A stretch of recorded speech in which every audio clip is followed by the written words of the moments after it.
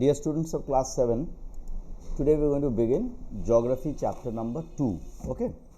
So as you can see, the first topic, the topic of this chapter is atmosphere.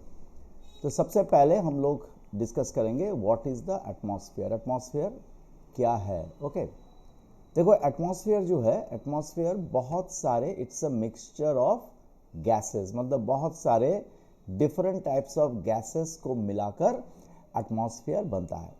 तो basically atmosphere क्या है? हमारी जो धरती है, ये धरती एक हवा की, एयर का लेयर से घिरे हुए हैं. Our earth is surrounded by a layer of air. ये जो लेयर ऑफ एयर अर्थ को घिर के रखा है, that is called the atmosphere. ठीक है, ये एटमॉस्फेयर देखो, अर्थ की जो ग्रेविटेशनल अट्रैक्शन है, ये अर्थ की जो ग्रेविटी है, जैसे हम लोग सब उड़ के क्यों नहीं चले जाते अर्थ से? बिकॉज अर्थ की ग्रेविटी है जो हमें खींच के रखता है अर्थ के ऊपर. इसी तरह से ये जो एटमॉस्फेयर है, इसको भी अर्थ की ग्रेविटी अर्थ की चारों तरफ खींच के रखता है. और ये जो गैसेस है एटमॉस्फेयर के अंदर, अर्थ की ग्रेविटी इन गैसेस को यहाँ वहाँ भटकने नहीं देता. ओके, तो ये एटमॉस्फेयर जो है वो अर्थ का सरफेस से, from the surface of the earth, ये 1,500 किलोमीटर ऊपर तक ये एटमॉस्फेयर एक्सटेंड करता है. The atmosphere x tends for about 1,500 kilometres above the surface of the earth. तो ये एटमॉस्फेयर में जितने गैसेस है, उनमें 99% ऑफ द गैसेस अर्थ के सरफेस से 32 किलोमीटर के अंदर होते हैं. वो सारे गैसेस जो, या टोटल जो एटमॉस्फेयर की मास है, वो सारे गैसेस जो एटमॉस्फेयर बनाता है, उनमें ज़्यादातर, हालांकि एटमॉस्फेयर अर्थ की सरफेस से 1,500 किलोमीटर तक एक्सटेंड करता है, लेकिन मतलब देखो 1,500 किलोमीटर मतलब ये जो, मान लो ये अर्थ का सरफेस है, तो ये जो एटमॉस्फेयर है, ये अर्थ का सरफेस से एटमॉस्फेयर का कुल मिला के हाइट है 1,500 किलोमीटर. लेकिन इसमें एटमॉस्फेयर के अंदर जो ज़्यादातर गैस है, वो पहला 32 किलोमीटर के अंदर ही वो सारे मिलते हैं. इसीलिए अर्थ का जो लोअर लेयर्स, एटमॉस्फेयर का जो लोअर लेयर्स है, मतलब अर्थ के करीब जो एटमॉस्फेयर का हिस्सा है, उसका डेंसिटी बहुत ज़्यादा है, मतलब वो उसका घनत्व, उसका वो बहुत ज़्यादा घना है. जितने हम ऊपर जाते जाएंगे, एटमॉस्फेयर कम डेंस, मतलब कम घना होता जाएगा. Now we come to the composition of the atmosphere, अर्थात एटमॉस्फेयर क्या क्या चीज़ों से बनी हुई है. What is the atmosphere made of? See, atmosphere के अंदर जो गैस सबसे ज़्यादा मिलता है, उस गैस की नाम है नाइट्रोजन. सबसे कॉमनली एटमॉस्फेयर में नाइट्रोजन मिलता है. टोटल जितने गैसेस और जो भी एटमॉस्फेयर में है, उसका 78%, 78% वॉल्यूम से नाइट्रोजन आता है. नाइट्रोजन के बाद सबसे ज़्यादा एटमॉस्फेयर में जो गैस मिलता है वो ऑक्सीजन है, वो 21% है. तो देखो, नाइट्रोजन और ऑक्सीजन ये दो मिला के 99% हो गया. बाकी जितने गैसेस एटमॉस्फेयर में आते हैं, carbon dioxide, hydrogen, helium, ozone, argon इत्यादि, बाकी जितने, इसके अलावा भी देखो एटमॉस्फेयर में डस्ट मतलब धूल, थोड़ा नमक, सॉल्ट, फिर पोलन, पोलन मतलब फूल से जो आता है, ये सारे मिलाकर, और ये सारे gases, carbon dioxide, nitrogen, helium, ozone, argon, dust, salt, pollen, ये सब मिला के सिर्फ 1% है. सबसे ज़्यादा है नाइट्रोजन 78%, सेकंड सबसे ज़्यादा है ऑक्सीजन 21%, तो ये 99% हो गया. बाकी जितने गैसेस है, carbon dioxide, hydrogen, helium, ozone, argon, salt, pollen, dust, ये सब मिलाकर सिर्फ 1% बनता है. ओके, तो अब देखो, एटमॉस्फेयर जो है, जो 1,500 किलोमीटर के एटमॉस्फेयर है, इसको हम 5 भाग में, 5 लेयर्स में, 5 डिस्टिंक्ट लेयर्स, एटमॉस्फेयर को हम लोग 5 भाग में हम डिवाइड कर सकते हैं. सबसे जो पहला वाला भाग है, उसका नाम है ट्रोपोस्फेयर. तो मतलब हमारी अर्थ की चारों तरफ जो एटमॉस्फेयर है, देखते हैं कोई डायग्राम है कि नहीं. देखो, ये हमारी अर्थ है. Okay, look at this diagram. ये हमारी धरती है.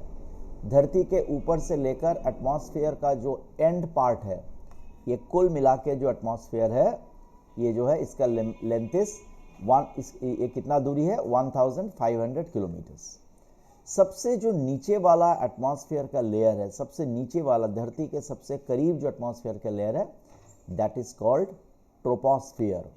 ट्रोपोस्फियर के ऊपर आता है स्ट्रेटोस्फियर, स्ट्रेटोस्फियर के ऊपर आता है मेसोस्फियर, ठीक है। उसके बाद आता है आयनोस्फियर और उसके बाद आता है ओजोनोस्फियर। तो हम लोग सबसे पहले देखेंगे, we are going to read first about the troposphere. देखो एटमॉस्फेयर का सबसे नीचे वाला लेयर इज ट्रोपोस्फियर, ठीक है। तो ये जो ट्रोपोस्फियर है, इसका जो डेंसिटी है, इसका जो थिकनेस है, वो हर जगह पे सेम नहीं है, ठीक है। मतलब ये जो हमारी धरती का 2 पोल्स, मतलब नॉर्थ पोल और साउथ पोल, मतलब एकदम अर्थ के ऊपर और नीचे वाले हिस्से में ये धरती से कुछ 8 किलोमीटर की हाइट तक है।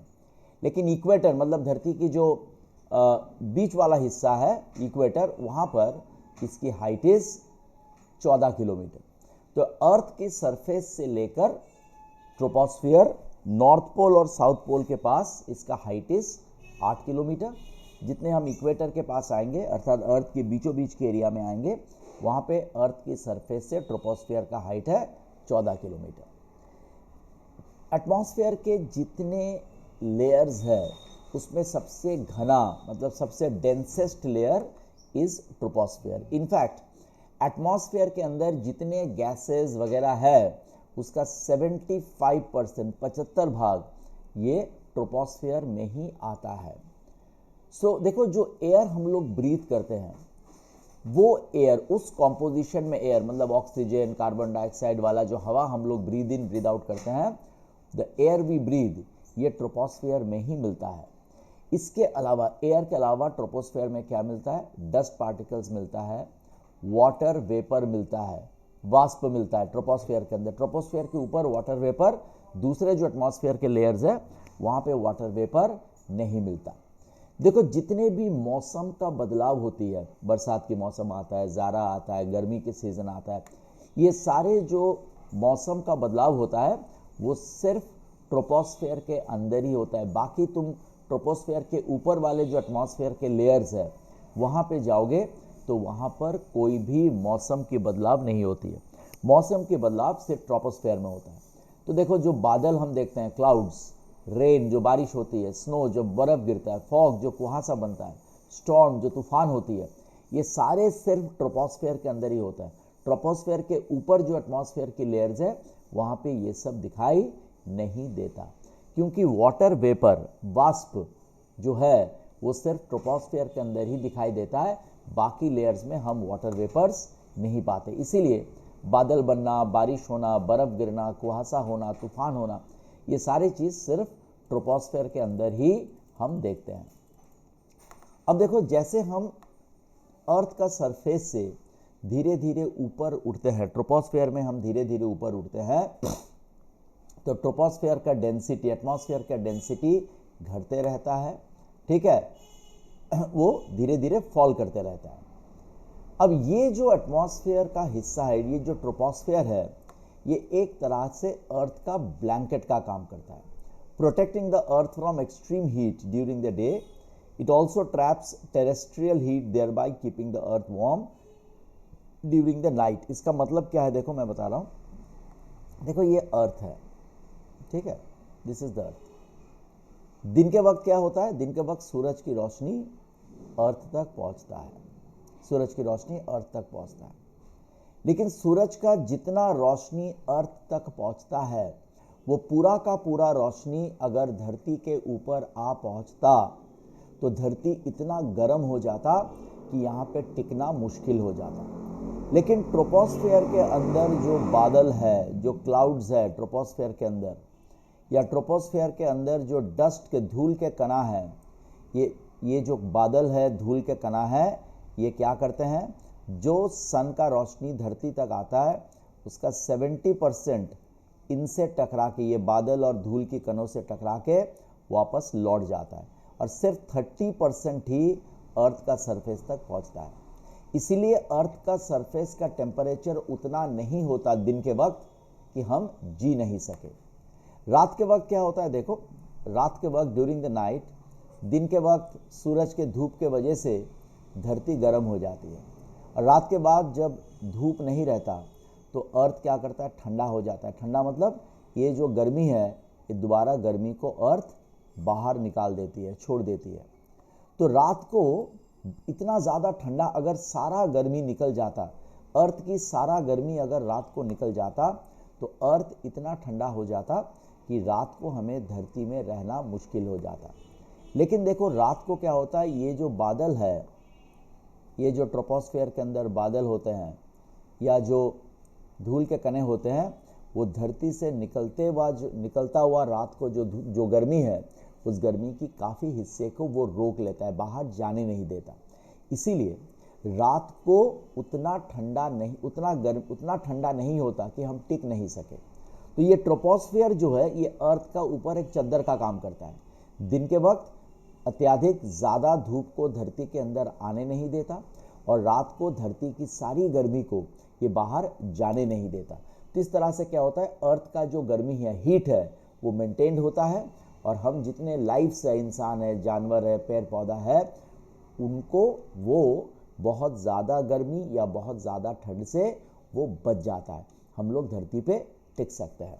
देखो ट्रोपोस्फेयर की जो एकदम ऊपर वाला पार्ट है, उस पार्ट की नाम है ट्रोपोपॉज। ट्रोपोस्फेयर की जो अपर लिमिट है, एकदम अपर, जो जहाँ पे ट्रोपोस्फेयर खत्म होने को आता है, उस जगह को कहते हैं ट्रोपोपॉज। ठीक है, तो देखो ट्रोपोस्फेयर के अंदर अगर हम अर्थ, धरती का जो लेयर है, धरती के ऊपर से अगर हम ट्रोपोस्फेयर के अंदर जब अगर धीरे धीरे हम ऊपर जाएंगे तो जो तापमान है, टेम्परेचर है, वो धीरे धीरे गिरेगा, वो धीरे धीरे कम होते जाता है। इसीलिए देखो जब हम पहाड़ पे चढ़ते हैं क्या होता है, टेम्परेचर बहुत कम हो जाता है, क्योंकि ट्रोपोस्फेयर के अंदर जब हम धीरे धीरे ऊपर जाते हैं तो ट्रोपोस्फेयर, जो अर्थ का जो टेम्परेचर है, एयर का जो टेम्परेचर है, देखो यहाँ पे लिखा हुआ है कि हम हर 165 मीटर जब हम ऊपर जाते हैं, हर 165 मीटर में जो टेम्परेचर है वो 1 डिग्री घट जाता है। मतलब अगर हिंद मोटर का भी टेम्परेचर है मान लो 35 डिग्री, हम इसी को हवा में 165 मीटर ऊपर जाएंगे तो टेम्परेचर 34 डिग्री हो जाएगा, और 165 मीटर ऊपर जाएंगे तो 133 डिग्री हो जाएगा, और 165 मीटर ऊपर जाएंगे तो 32 डिग्री हो जाएगा। तो जितना हम धरती के अंदर, ट्रोपोस्फेयर के अंदर से धरती से ऊपर जाते हैं, टेम्परेचर फॉल होते रहता है। लेकिन ट्रोपोपॉज में जब हम पहुंचते हैं, when we reach the tropopause, तो टेम्परेचर का गिरना, टेम्परेचर का फॉल होना रुक जाता है। So this is the troposphere. देखो ट्रोपोस्फेयर के ऊपर क्या आता है, ट्रोपोस्फेयर के ऊपर आता है stratosphere. Above the troposphere is the stratosphere. Troposphere के ऊपर आता है स्ट्रेटोस्फेयर। देखो स्ट्रेटोस्फेयर जो है, ये स्ट्रेटोस्फेयर में चूंकि बादल नहीं होता, तूफान नहीं चलता, बारिश नहीं होता, इसीलिए देखो स्ट्रेटोस्फेयर के अंदर से जो हवाई जहाज़ है, जो एरोप्लेन्स है, वो बहुत बेहतर तरीके से उड़ सकता है, क्योंकि ट्रोपोस्फेयर के ऊपर काफ़ी सारे वेदर का डिस्टर्बेंस होता रहता है। वेदर डिस्टर्बेंस मतलब कहीं पे तूफान गिरता है, कहीं पे चलता है, कहीं पे बिजली कड़कती है, कहीं पे बादल ढका रहता है, कहीं पे बारिश होती है।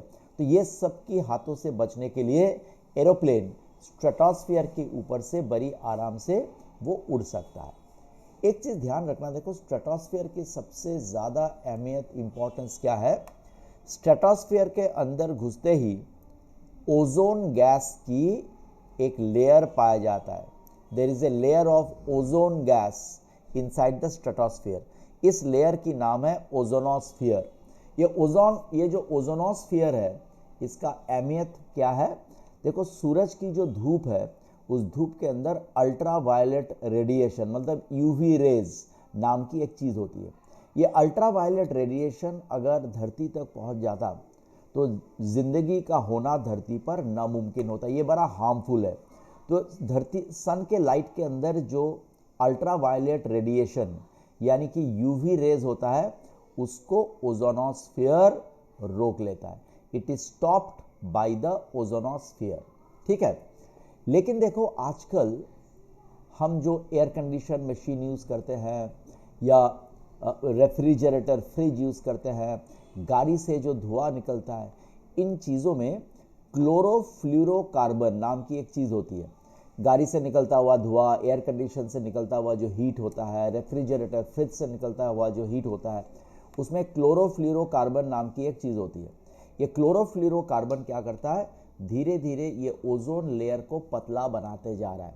याद रखना कि अगर ओजोन लेयर पूरी तरह से खत्म हो जाएगा, धरती में जीवन का होना बिल्कुल नामुमकिन हो जाएगा। अच्छा, अब देखो ओजोन, ये जो स्ट्रेटोस्फीयर है, स्ट्रेटोस्फीयर का जो अपर लेयर है, स्ट्रेटोस्फीयर का जो बॉर्डर है, उसको कहते हैं स्ट्रेटोपॉज। मतलब धरती के ऊपर ट्रोपोस्फीयर शुरू होती है, ट्रोपोस्फीयर के अपर लेयर होता है ट्रोपोपॉज, ट्रोपोपॉज के बाद स्ट्रेटोस्फीयर शुरू होती है, और स्ट्रेटोस्फीयर की जो अपर लेयर है इसको कहते हैं स्ट्रेटोपॉज। ओके, तो पहला लेयर एटमॉस्फेयर की क्या हो गया, पहला लेयर हो गया ट्रोपोस्फीयर, दूसरा लेयर हो गया मेसोस्फीयर, सॉरी स्ट्रेटोस्फीयर। अब हम लोग आएंगे धरती का तीसरा लेयर, तीसरा लेयर की नाम है मेसोस्फीयर। मेसोस्फीयर कहाँ होता है, एटमॉस्फेयर का जो लेयर स्ट्रेटोस्फीयर की ऊपर होता है, दैट इज कॉल्ड मेसोस्फीयर। देखो मेसोस्फीयर की शुरू होती है, ये जो हमारे ट्रोपोस्फीयर है, ट्रोपोस्फीयर की शुरू होती है, गलत बोले मैंने, स्ट्रेटोस्फीयर। ट्रोपोस्फीयर अर्थ की सरफेस से लेकर रफली 14 किलोमीटर तक ट्रोपोस्फीयर है। 14 किलोमीटर से लेकर 50 किलोमीटर तक, धरती के ऊपर 14 किलोमीटर से शुरू करके 50 किलोमीटर तक एटमॉस्फेयर का जो हिस्सा है दैट इज स्ट्रेटोस्फीयर, और 50 किलोमीटर से लेके 80 किलोमीटर का जो हिस्सा है दैट इज मेसोस्फीयर। 80 किलोमीटर से लेकर 400 किलोमीटर की जो हिस्सा है दैट इज आयनोस्फीयर, और उसके बाद वाला जो हिस्सा है, मतलब 400 से लेके 1500 किलोमीटर तक का जो हिस्सा है दैट इज एक्सोस्फीयर। तो अभी हम लोग पढ़ रहे हैं अर्थ का थर्ड लेयर है एटमॉस्फेयर की, मेसोस्फीयर के बारे में, जो 50 से 80 किलोमीटर के बीच में एग्जिस्ट करता है।